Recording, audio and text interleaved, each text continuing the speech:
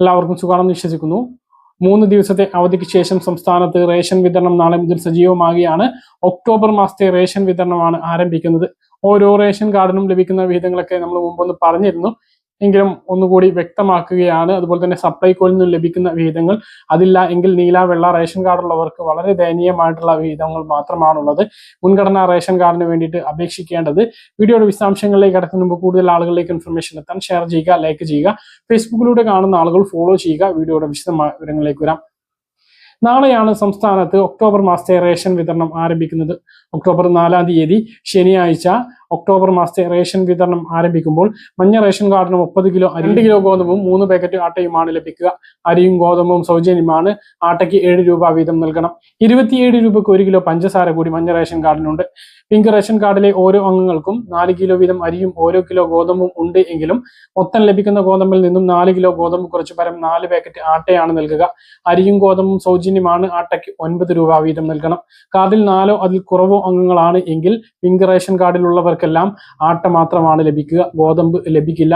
നീല റേഷൻ കാർഡിലെ ഓരോ അംഗങ്ങൾക്കും 2 കിലോ വീതം അരി 4 രൂപ നിരക്കിൽ ലഭിക്കുമ്പോൾ വെള്ള റേഷൻ കാർഡുള്ളവർക്ക് കേവലം 2 കിലോ അരി മാത്രമാണ് 10 രൂപ 90 പൈസ നിരക്കിൽ ലഭിക്കുക. ബ്രൗൺ റേഷൻ കാർഡിനും 2 കിലോ അരി 10 രൂപ 90 പൈസ നിരക്കിൽ ലഭിക്കുന്നതാണ്. ഇതുകൂടാതെ ഒക്ടോബർ, നവംബർ, ഡിസംബർ ത്രൈമാസ കാലയളവിലെ മണ്ണെണ്ണയുടെ വിതരണം ഈ മാസം മുതൽ ആരംഭിക്കുകയാണ്.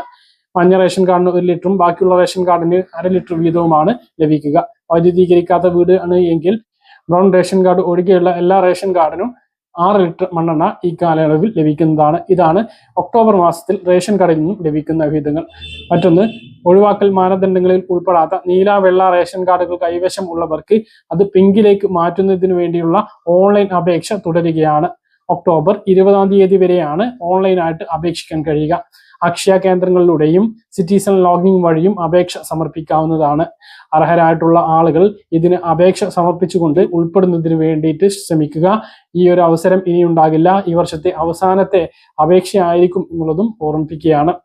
തദ്ദേശ സ്ഥാപനത്തിൽ നിന്ന് ലഭിക്കുന്ന BPL ലിസ്റ്റിൽ ഉൾപ്പെട്ടതിനുമായി ബന്ധപ്പെട്ട രേഖ തദ്ദേശ സ്ഥാപന സെക്രട്ടറി നൽകുന്നത്.